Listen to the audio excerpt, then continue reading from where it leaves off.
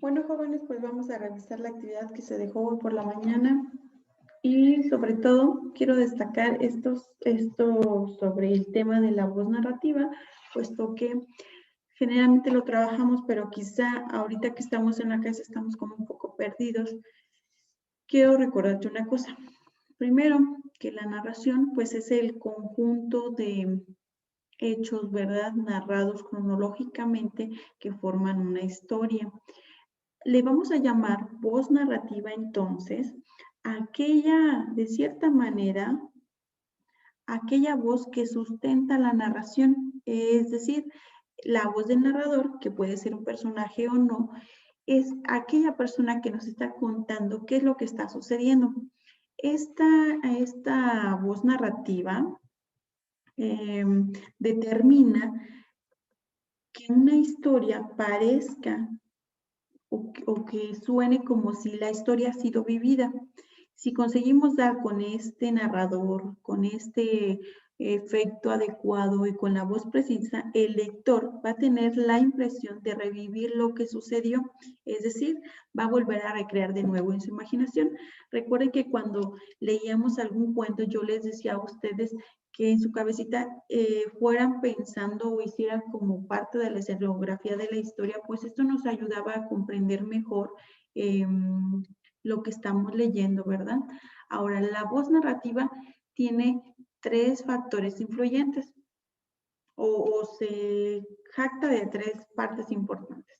El personaje en primera persona es aquel en donde el personaje principal tiene que adecuar su voz a las características del personaje. Dice, parece lógico, ¿verdad? Pero el narrador tiene que ser coherente con lo que el personaje dice dentro de la historia. Es decir, primera persona, el narrador es aquella persona que está viviendo lo que está narrando, ¿verdad?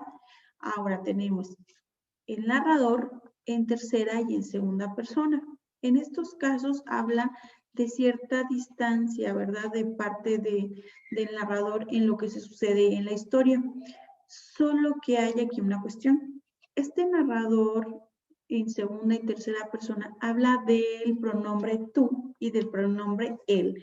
Es decir, cuando vemos este tipo de narraciones, leemos, perdón, frases así como, desde aquel día observé que el sol era hermosamente amarillo, por ejemplo. Observe, habla de otra persona, ¿verdad? De la segunda persona, del tú.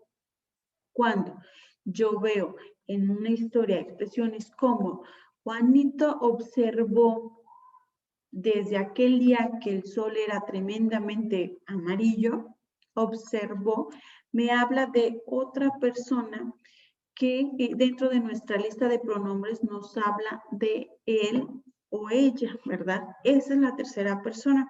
Esta voz narrativa entonces tiene que ver con quién es el que está contando la historia, si la primera persona, si la segunda persona o la tercera persona, ¿verdad?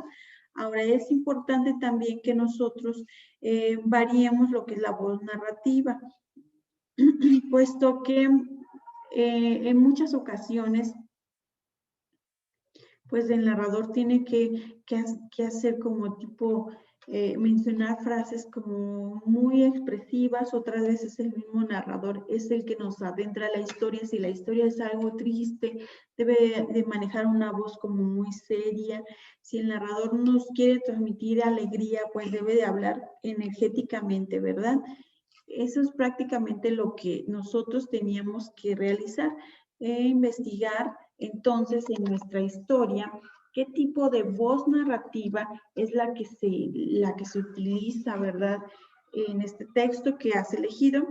Y luego, ¿cuál es el lenguaje? El lenguaje habla mucho de lo formal, informal, de lo coloquial, también nos va a decir si nuestro cuento va dirigido a jóvenes, a pequeños, a chicos, ¿verdad?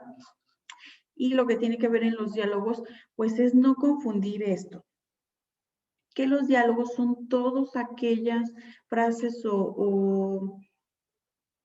sí, vamos a decir discursos qué va a decir cada uno de los personajes dentro de la historia, sin perder de cuenta que acuérdense que en nuestra historia también tenemos un narrador. Entonces, el narrador nos va a guiar secuencialmente, cronológicamente, como tú lo quieras llamar, mientras que el personaje se va a detener en cada una de las secuencias para expresarnos qué es lo que está sucediendo a detalle dentro de la historia.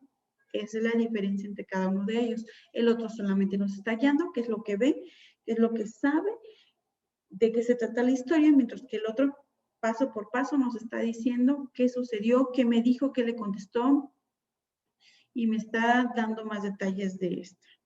Para tener más información sobre esta actividad, pues debes de leer muy bien el cuento que has elegido, puesto que ya va a ser el momento de que pongamos manos a la obra y comencemos por tener ya nuestro trabajo escrito, por así decirlo, listo para continuar con la parte más importante de una historieta, que es el cómic o los recursos gráficos. ¿Ok? Entonces, esta era toda la actividad del día de ayer, perdón, del día de hoy por la mañana. Espero no haberte confundido, al contrario, espero haberte ayudado y nos vemos entonces el día de mañana.